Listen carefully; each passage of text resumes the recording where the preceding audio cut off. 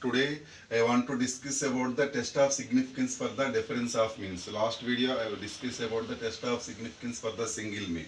Okay, now we will discuss about the difference of means. What are the requirements for difference of means? Let us consider x1 bar, x2 bar are the sample means of two independent random samples from the two populations with respect to population means mu1 comma mu2 and respect to variances sigma 1 square and sigma 2 square. These are the required. So once again I will read this one. Let x1 bar, x2 bar the two sample means of two independent random samples from the two populations with respect to population means mu1 mu2 and respect to population variances sigma 1 square sigma 2 square. So therefore we know that x1 bar follows normal distribution with mean mu1 and variance sigma 1 square by n1. x2 bar follows normal distribution with mean mu2 and variance sigma 2 square by n2. We know these conditions.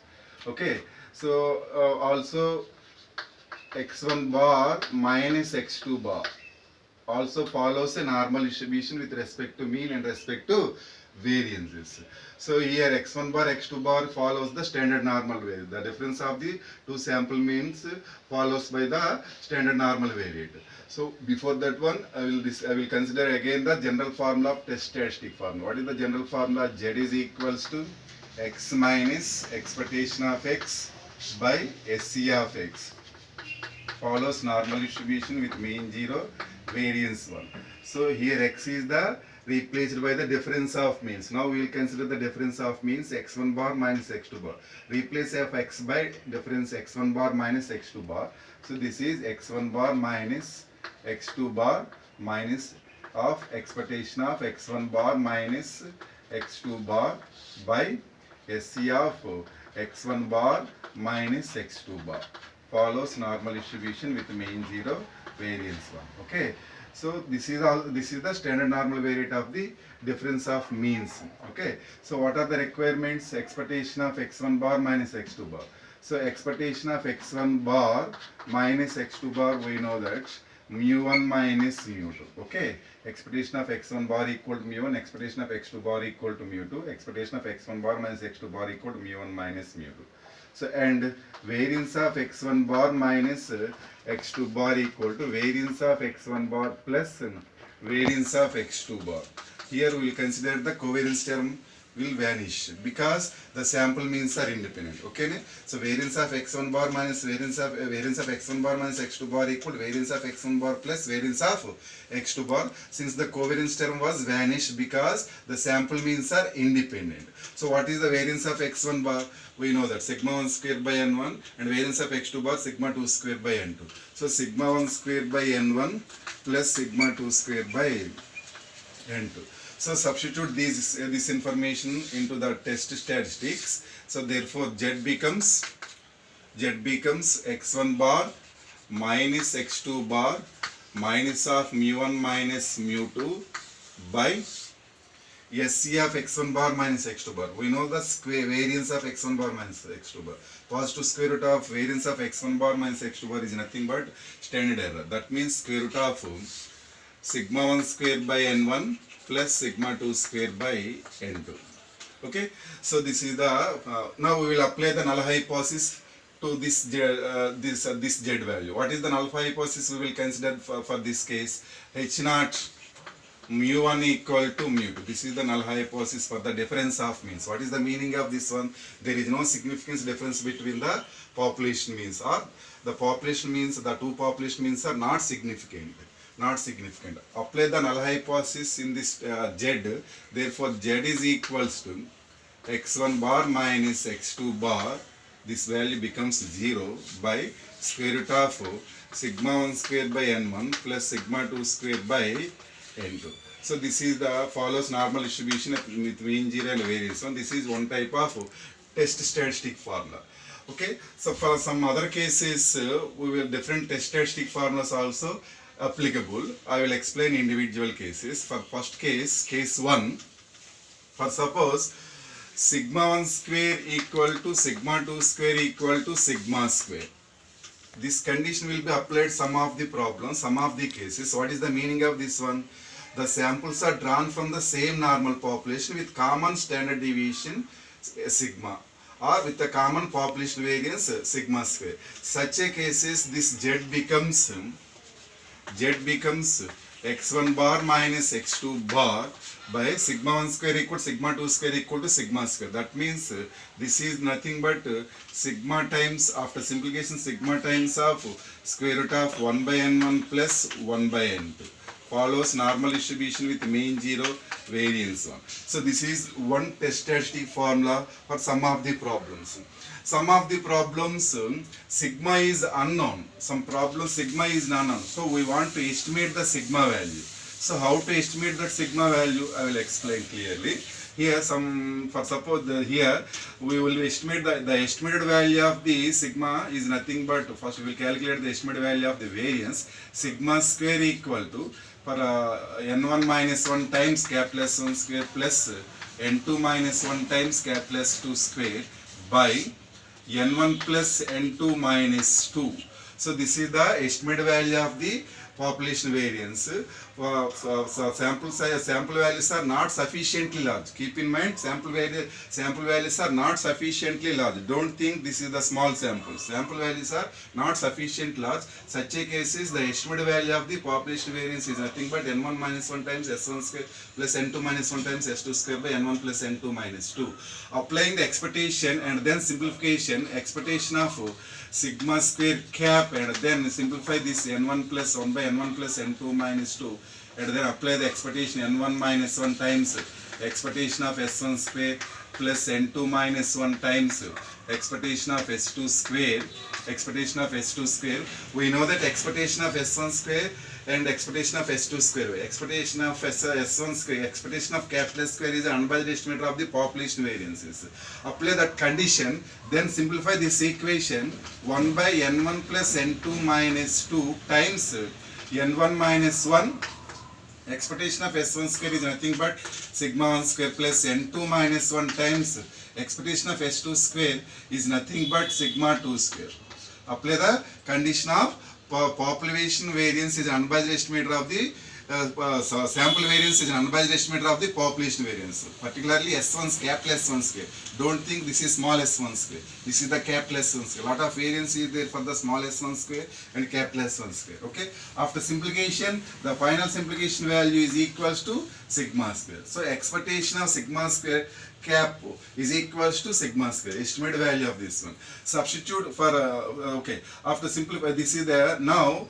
For sufficient, for n is the large, since n is the large, s1 square approximately small s1 square and s2 square approximately small s2 square, and n1 minus 1 approximately n1, n2 minus 1 approximately n2. Substitute all this information. This information only is applied for sufficiently large. N is sufficiently large, must be large. Then apply these conditions into this sigma square cap. Sigma square cap is equals to n1 minus 1 is nothing but small n1. n1 s1 square plus n2 s2 square small s2 square. n1 plus n2 minus 2 simplification is n1 plus n2. So this is the estimated value of the population variance. For suppose the population standard deviation is not given, such a cases we will need to estimate the value. What is the formula? The sample variances will be given into the problem. Such a cases we can use this formula: n1 s1 square plus n2 s2 square by n1 plus n2 plus n2. This is the case 2. Yeah, this is the case 2. For this is the case 2. Now we will discuss the last case, case 3. What is the case 3? For suppose case 3, sigma 1 square not equal to sigma 2 square. That means both population variances are unknown. Both population variances are unknown means we don't know S1 square and sample variance are not available. Such a case is the test statistic formula becomes Z is equals to x1 bar minus x2 bar by square root of s1 square by n1 plus s2 square by n2. Follows normal distribution with mean 0, variance one. Okay, na? So this is the case 3. So this is one type of statistic formula. Sigma is known. You can use this one. Some problem sigma is unknown. We need to estimate that sigma value. We can use this formula to calculate the sigma value. Then again you can use this statistic formula. That is the case 2. And case 3, sigma 1 square and sigma 2 square are unknown values. That means sigma 1 square not equal to sigma 2 square. So the population variance are not same. Population variance are not same. Such a case is replace of sigma 1 square and sigma 2 square by sample variance S1 square and S2 square. Z equal x1 bar minus x2 bar by square root of S1 square by n1 plus S2 square by n2 follows normal distribution with mean 0 variance 1. So keep in mind, once again I will repeat it this one. Don't think this is the small samples. So in this case, n is the sufficiently large. If n is the, later we will discuss the small sample sizes are small, we will estimate the population variance. Such a cases you can use the t statistic. T statistic. Later we will discuss briefly about the t statistic. So this is only n is not sufficiently large. Such a cases you can use to estimate value of population variance. You can use this formula. Okay, thank you. Next we will discuss one problem. Maybe everybody will understanding clearly. So we will discuss one problem. So just I was read this problem. What is the problem? The average hourly wage of a sample of 150 workers in a plant A was 2.56 rupees with a SD of 1.08 rupees. The average wage of a sample of another 200 workers in a plant B was 2.87 rupees with SD of 1.28 rupees. Can an applicant safely assume that the hourly wages paid by plant B are higher than those paid by plant A? So that is the claim. First understand the problem. What is the claim he was asking? That is very important for any type of problem. Can an applicant safely assume that? So applicant say the applicant if you will assume to applicant safely assume safely the what is the required condition? What is the requirement condition? The hourly wages paid by plant B are higher than those paid by plant B. So what they are getting the salaries, hourly wages of paid by plant B are higher than those paid by plant A. So whether we will accept this claim or rejected this claim, so we will decide it. But the claim, according to the claim, we will identify the alternative hypothesis. And before that, what is the information was given in the problem, we will write all the information here. So here n1 value given, n2 value given, x1 bar sample means are given, and standard deviations also given. So we will consider the sigma 1 notation or S1 S2 notation, no problem, because in this case n is the not sufficiently large. Not sufficiently large means we can choose both, either small s1 small s2 or sigma 1 and sigma 2. So no, don't think like that. Okay, no, not necessarily for particularly for sigma 1 and sigma 2 or s1 and s2. We will choose ourselves. Okay. So from this information, first we will collect the test statistic formula. Yeah. So Z is equals to x1 bar minus x2 bar by square root of sigma 1 square by n1 plus sigma 2 square by n2. According to the available information of the problem, we will choose this test statistic formula, x1 bar minus x2 bar by square root of sigma 1 square by n1 plus sigma 2 square by n2. Or we can choose another formula, x1 bar minus x2 bar by square root of s1 square by n1 plus s2 square by n2. No problem, that is also we will consider. Both are same meaning. Here sigma 1, sigma 2, n1 value is 150 and n2 value is the 200. So automatically these are the sufficiently large cases. Large cases means you can choose sigma 1 and sigma 2 or s1 and s2. Okay, I was consider this statistic formula. Okay, so before calculation of test statistic, first collect the write the null hypothesis and alternate hypothesis. What is the null hypothesis? H naught mu1 equal to mu2. So what is the meaning of H naught mu1 equal to mu2? That is, there is no significance difference between the hourly wages, average hourly wages of workers, of two plants A and B. Okay, that is the null hypothesis meaning. H naught mu1 equal to mu2 is, that is, there is no significance difference between the average hourly wages of workers of both plants A and B. That is the null hypothesis. Alternate hypothesis H1 Hourly hypothesis H1 according to the claim. What is the direct claim? So hourly wages of paid by plant B are higher than those paid by plant A. So direct information, what is the direct information is given? Mu2 greater than mu1 information was given. So this is the average hourly wages of paid by plant B are higher than those paid by plant A. So that means mu2 greater than mu1. So I will write this is equal to mu1 less than mu2, because first any statement of the parameters, first write the first parameter, then we will write the second parameter. So that's why I was write here like that, mu1 less than mu2. So here mu1 less than mu2. So mu1 less than mu2 means this is the left tilde test. Left tilde test. Okay, left tilde. According to left tilde test, what is the critical value? Here the problem not given the level of significance. We will choose the level of significance. What is the level of significance? For common level of significance alpha percent. The corresponding Z alpha for left tilde test is equals to minus 1.645.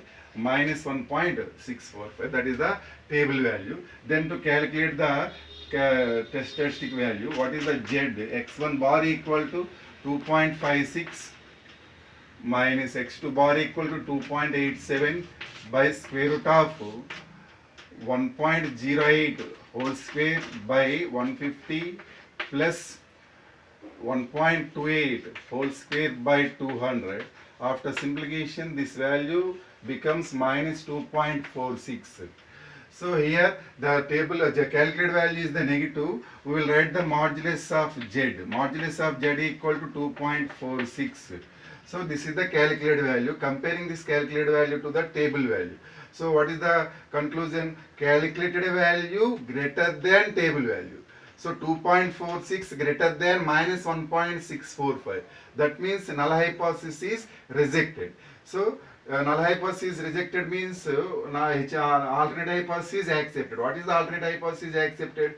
H1 mu2 greater than mu1. Yes, whatever the claim was asking into the problem, we are accepted. So generally the applicant safely, if the applicant is safely, so the company will paid hourly wages paid by plant B are higher than those paid by plant A is confirmed. Okay, that is the true.